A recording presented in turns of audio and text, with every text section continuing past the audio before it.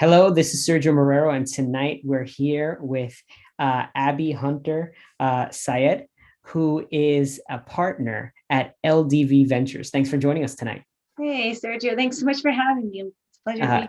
yes, I'm super excited. You're the second speaker for we're having all women CEOs and VCs this month to celebrate International History Month for women. Just to share a little bit more about Abby's background before we dive in, she's a graduate of University of Rochester. She went to International University in Geneva, was a founder herself, and quite a bit of an international experience before she ended up at Morgan Stanley, and now a partner at LDV Capital. So focused on the high-tech ventures, and she'll share more about that. So thanks again for joining us. If you can share with the audience, and we'll kick it off, what is LDV Capital?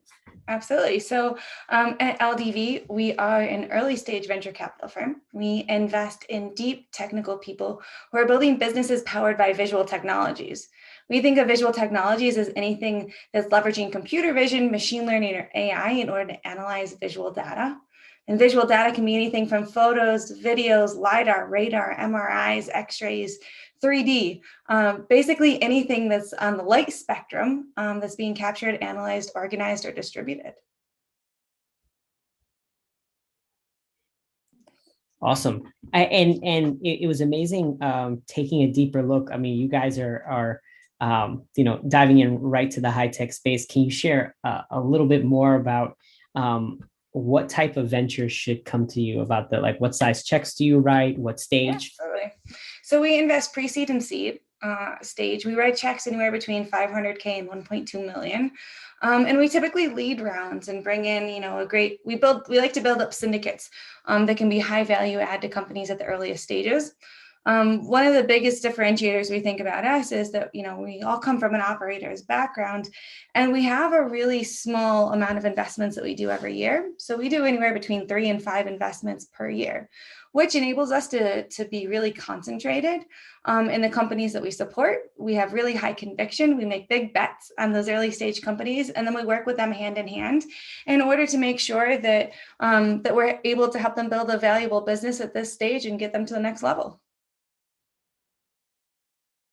Amazing. And if you're going to think about this space for you, I know, how do you really organize it from your perspective? It seems like such a broad network. I mean, we can think of the, what is it, automatic driving vehicles, right? The self-driving cars, and and those as a very clear use case. But what about, like, how do you all frame the opportunity spaces? It's great that you think of it as such a big space, because a lot of times, see, when the fund started, Evan, who's the GP of our fund, started it in 2012. And back then, everybody thought it was cute niche and science fiction, right? Like this idea of computers being able to see. But really, it crosses every industry and sector, and it goes up and down the full tech stack, right? We believe that, the vast majority of data that our brains analyze is visual. So in order for AI to succeed, it's got to be able to analyze visual data as well. And so what that means is that there's visual data that's being captured across all industries, right? So whether that's autonomous vehicles, like you're talking about, whether those are the autonomous vehicles that are going to drive people eventually, or the ones that are delivering our groceries or our takeout orders, right? That are right around the corner, we think. All of those are powered by cameras, by LiDAR, right? And so we've got a company like Buoyant Photonics, which is LiDAR on a chip. It's a silicon photonics company that was spun out from the Columbia Nanophotonics Laboratory. And they're producing, chip-sized LiDAR to replace what was like softball size solid state, now can be like the size on your fingertip. And so, there's a great example of a hardware device in the photonic space, but we invest all the way up to, something like Clarify, which is a computer vision API based out of New York that competes now with Google and Facebook and all the others, but has actually beat them out in a variety of different competitions in terms of the sophistication of the algorithms and the way in which it can analyze that data. And so we really have a variety of different companies across all different spaces that we're really excited about the ways in which they're going to improve the world that we live in. And with such a broad spectrum, how do you think, how are you finding these ventures? Yeah, I think that we really have a couple of different ways, right? We believe in the power of network effects, right? And so we have a very large platform where we throw different events. We've got a great network of experts, excuse me, and a variety of different initiatives that we run, like our LDV Insight series, that helps us generate interest and expectations around spaces, kind of like sub theses and the way in which we want to handle or delve into. And it also allows us to then leverage the networks and the expertise in those spaces by everybody else in our network. So for example, we run an LDV Vision Summit, which happens once a year, usually in New York. This year it was virtual already, but it brings together over 600 people from around the globe to talk about ways in which visual technologies are revolutionizing business and society. Been running that for, 8 years now, actually. And it's a great community of people who are all interested in the space as entrepreneurs, investors, or technologists. We have a LDV Insight series, which I mentioned, which is a deep dive every summer into a sector that's ripe for disruption via visual technologies. We've got our LDV community dinners, which is not visual tech specific, but it's a network of entrepreneurs, serial first-time and funded entrepreneurs who come together for dinners.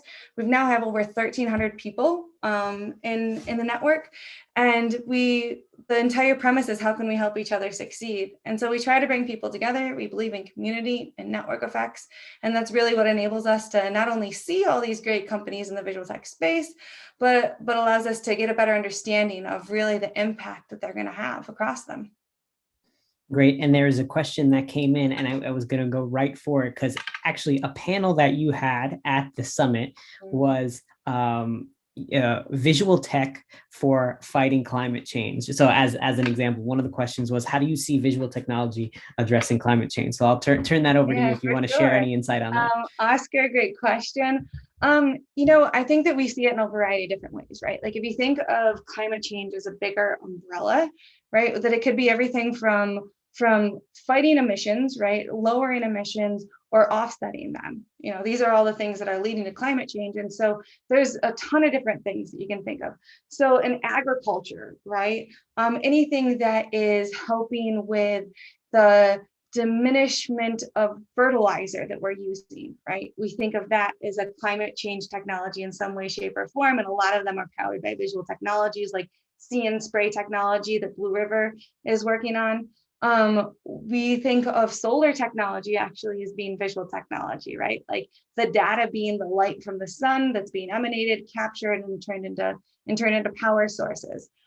Satellite technology that's understanding where some of the water lines are actually moving and how that's going to impact people in the future, and being fed into these insurance companies in order to help make smarter decisions about where and when to develop different places. There's a variety of different things under that umbrella that we all consider to be, hopefully fighting climate change and helping to improve the sustainability of the planet, will also be in a visual technology. Amazing. I was taking a look at some of the other topics as well. Computer vision, broad vistas for opportunity for venture LPs. You talk about the future of content creation. So very, I would say it reminds me slightly of ARC Ventures, but you guys are trying to get in earlier, which is great. In terms of your strategy, if you can share a little bit about how did this strategy come about? Yeah, so Evan, who's the GP of LDV, he founded 4 different visual technology companies over the course of 18 years across Silicon Valley, Europe, and in New York. And so, thinking about all the different ways in which he was leveraging photo and video and the work that he was doing in the companies that he was running, he just thought, there's something so much bigger happening here. right? And as I said, everybody was like, oh, you're crazy. Like there's never going to be enough in just the visual space for you to invest in and to find really high exit opportunities, right? And now we see that the vast majority of companies that are IPOing have some type of visual technology embedded in their tech stack. And I think that that's going to just grow and grow over the next decade. Especially with the next screen, right? That's coming up in terms of glasses. Yeah, maybe, as we move into the metaverse, right? Or into our AR, XR realities behind things. I think that there's definitely potential in that space, but even things like Airbnb, right? Airbnb wouldn't be the company that it is without being able to show you the pictures of the houses that you're going to rent, right? Uber wouldn't be the company it is if it didn't have the ability to map out where you're going, a key visual technology.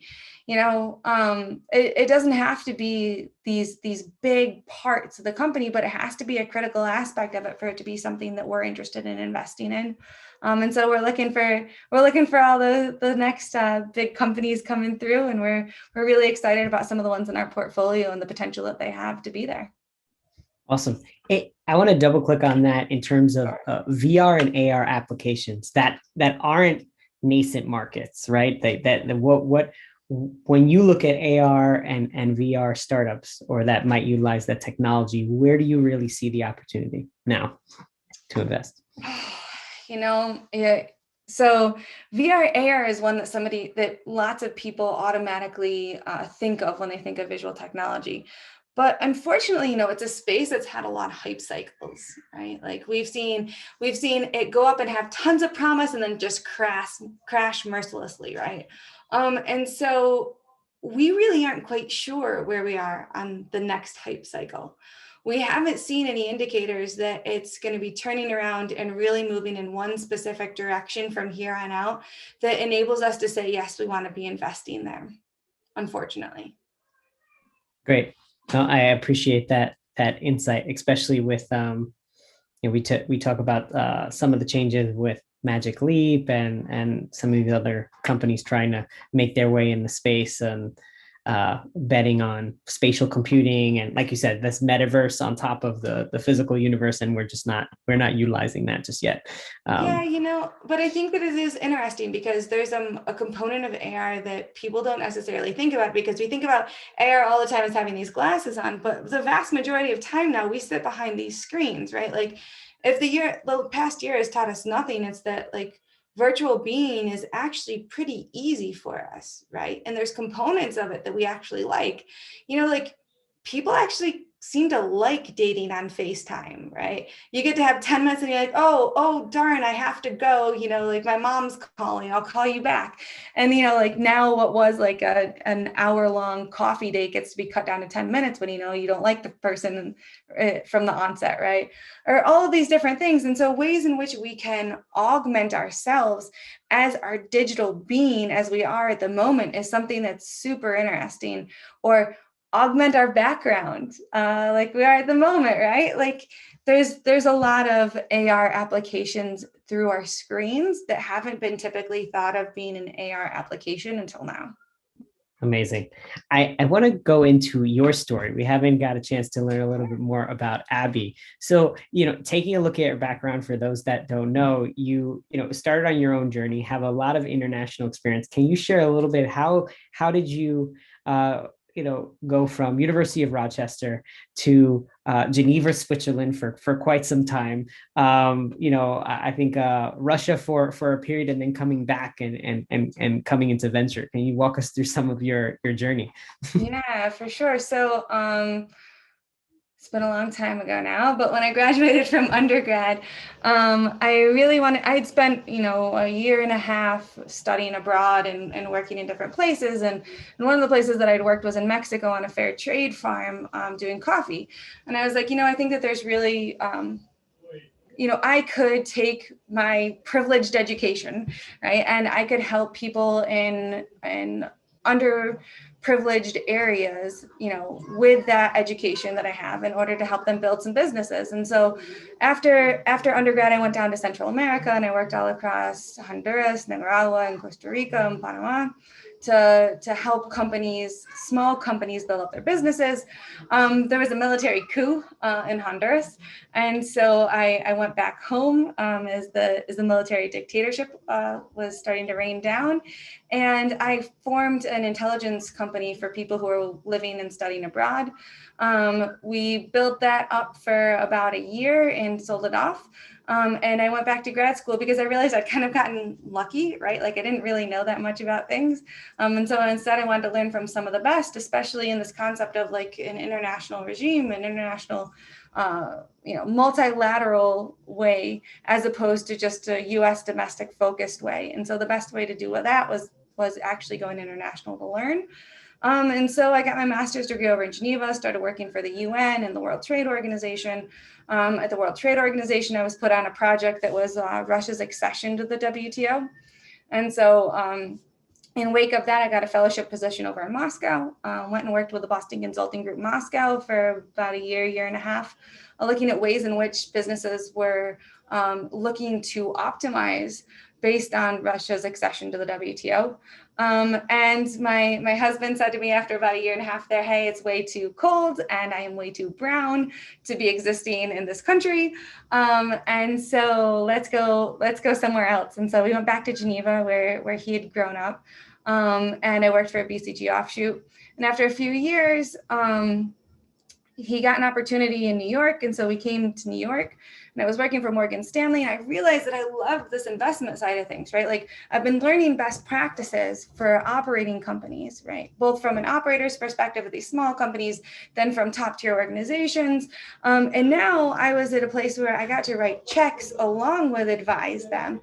And that was super cool, right? And so I wanted to get back to working with smaller companies. And so I started surveying the landscape in New York. And that's how I met Evan through one of my friends. And I didn't mean to land in venture, but it was just like, oh, here I get the opportunity to write checks to support companies that I believe in. I get to provide them with some of my operational expertise. I get to connect them into the networks across the world that like I've been able to build over my lifetime so far. And at the same time, I get to work on some really cool cutting edge technologies that are hopefully improving the way that the world operates. Like, this is awesome. So I joined Evan 4 years ago and never going back. Amazing. So can you share a little bit more about that? So some of the audience, some of them are VCs already, and some are looking to break into venture capital, some looking to start their own funds. You came in as director of operations. Like, can you talk a little bit about that transition, if you will, as you came in? So when I joined Evan, I was his first hire, right? He'd been doing it on his own for a while. He was raising his first fund with outsiders' money, really. And so I came in order to help run a lot of the platform initiatives like we talked about. But there was automatically like kind of a synergy in the way in which, I think about and evaluate things and the kind of companies that we were looking at. And so I started getting pulled into the due diligence a lot because there's just two of us, right? And so I really enjoyed it. And I just kept taking on more and more work on that side while upholding all of the other operations stuff that I was doing. And still to this day, I oversee all of our operations and platform, as well as make investments alongside Evan. And how did, in coming in, right, we talked about all this, the deeper technology behind that's advancing the visual applications that we have. Like, how did you get up to speed? What helped you get up to the level of partner and say, hey, I want to be one of the ones with trigger pull, writing checks, and calling the shots? What got me up to that level? Yeah, I mean, I'm not a PhD in computer vision by any means, right? And I don't have any background in computer science. But what I do have a background is research, right? And I think that that's kind of a critical skill in VC that's not talked about so much. Everybody thinks about finance. Oh, you need to learn how to model. You need all this quant side of things. But at the earliest stages, there's not too many numbers to run, right? Like most of the numbers are kind of like, yeah, this could be, like a $500 billion industry, but nobody really knows, especially when it's such a nascent one. And so I think that the biggest skill that I had in my background and that I look for in the people that we're recruiting and that we're talking to is the ability to do really in-depth research and to leverage their network and leverage our network in order to pull out the most important insights from it, right? Like you can go out and you can find a boatload of information these days across Google, across GitHub, across YouTube, like whatever it is, you can learn whatever you want to learn. But it's about pulling out the most important pieces of that information, how connect the dots. That's the most important. And so really honing that skill, I think is imperative. Excellent. Love that. It's, you can become one of the world's experts as we started diving right in, right? Once you could immerse yourself in it and be there. That's great. One of the questions we got another question that came in talking about how is health leveraging visual technology. I don't know if you want to share some insight there. Sure. So you guys actually can take a look on our website. One of our insights reports, I guess it was 2 years ago now, was all about the healthcare industry and the ways in which visual technology is disrupting 9 different sectors of visual health, of healthcare. And so there's certain like predictions that we made in terms of it. And one of them was telehealth, right? Like there we believed that by 2024, there would be more doctor's visits than there would be in-person visits. Obviously, this past year has exacerbated that trend and accelerated it. And so we've already overcome this hurdle. We visit our doctors more online than we do in person, whether that's our therapist, our pediatrician, or otherwise, right? And so I think that that's a trend that will continue and is really amazing for people, especially in areas where there hasn't been as much access to doctors in meaningful fashion as we have, in a place like New York City, right? Where you can walk down the street and pass 12 different doctor's offices. If you live out in the middle of Missouri, right? Like in the nearest hospital is 50 miles away, being able to get to prenatal visits or anything like this can be challenging. And so to have access to your doctors via telehealth is really exciting. But there's a ton of different AI and computer vision applications associated with things like MRIs. And those, we've got a portfolio company, Ezra, where what they do is they use AI in order to analyze MRI scans. They can detect 13 different types of cancer in women and 11 in men. And the idea is to be preventative. So you don't have to get a doctor's prescription to go get your MRI. You pay for it yourself on a subscription model basis.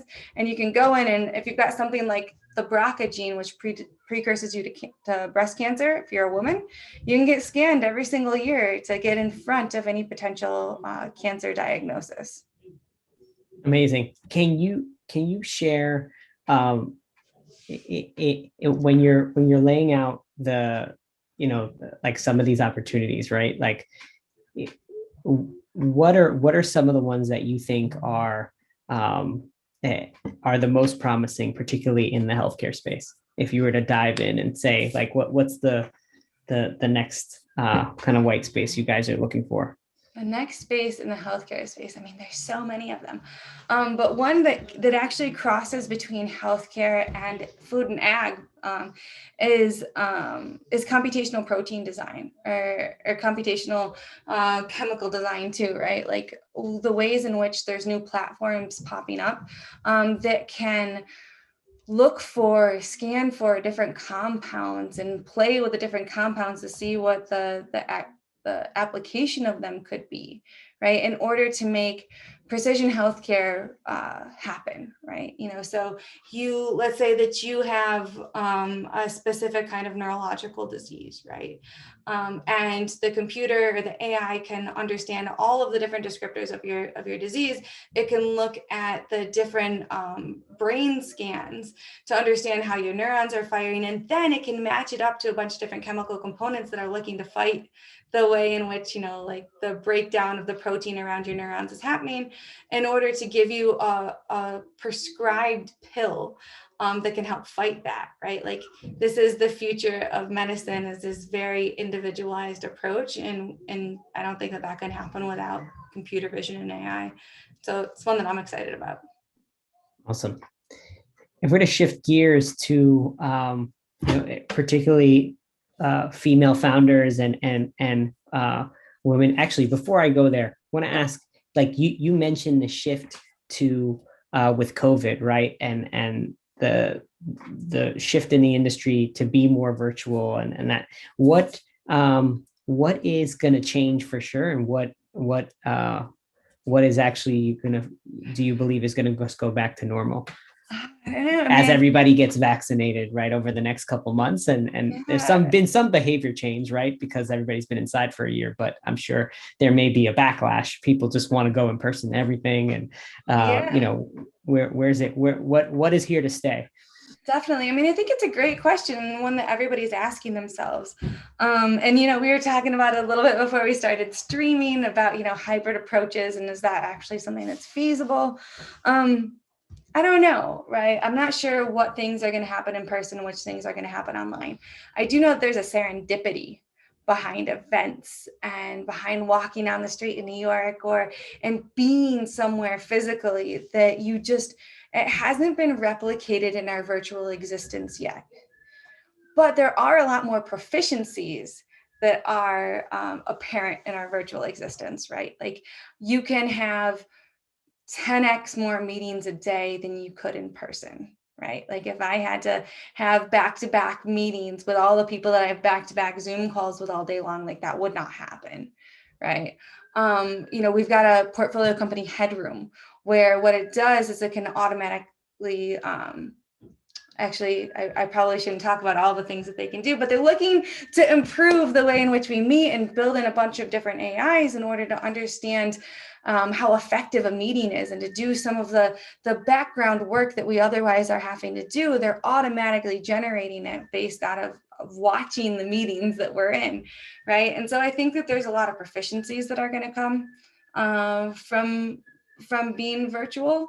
When I talk to other investors, right, like there's kind of this great thing that's like, hey, it would be fantastic to not have to truck all over New York to go to a happy hour here for an hour and then a pitch session there for 2 hours. Like, I love being able to sit at my house, have dinner with my kids, watch these things, and then like go back to my life with a little bit more ease. And so I think that might be something here to stay, as long as we solve the networking portion of it. Absolutely. The I say synchronous but spontaneous interactions are tough. Going back to women in entrepreneurship and VC, what are some things that you believe need to happen? How can we make demonstrative change in this space? Yeah, I mean, I think it's a question that a lot of people are tackling very effectively, right? Like we've got some phenomenal networks like the Women in VC network that Jess Peltz-Zatilov started along with Sutien Dung. There's the Always network, right, for both founders and funders. That's working really well and is providing a lot of opportunity. But ultimately, I think like with everything, unconscious bias requires conscious decision making. And so it needs to be a conscious factor in every decision that we make. And so at LDV, for example, we run different things like our LDV community dinners that have been going on since 2007. They've been gender balanced since the beginning, right? And so every single dinner has an equal mix of men and women and underrepresented genders at the table in order to ensure that we're providing equal opportunity for everyone. We run a series called the Women Leading Visual Tech. We actually have our first live community event coming up next week. That's going to be really exciting. But the entire idea is to help women in the space of computer vision, machine learning, and AI, either on the technological side or the investment side or the founder side, in order to get more access to capital, more access to recruiting, more access to advisors, right? Everything across the board. And I think that it's equal opportunity for all of those things, which is important. Amazing. Well, thank you, Abby. I know we're just about at time, so wanted to thank you for sharing your story and insight and depth of technical expertise, inspiring more women in tech as well as investing. So everybody watching, this is Rebel One Live. This was Abby, Hunter, Syed. Thank you so much. Yeah. Sorry about any background noise. It is bath time for the kids at the moment. No, this is it's it's the real story. So for everyone watching online, thanks again for joining us. And for everyone in the room, hold on. We're gonna go into private question time now. So thanks again and join us next week. Awesome. Thank you.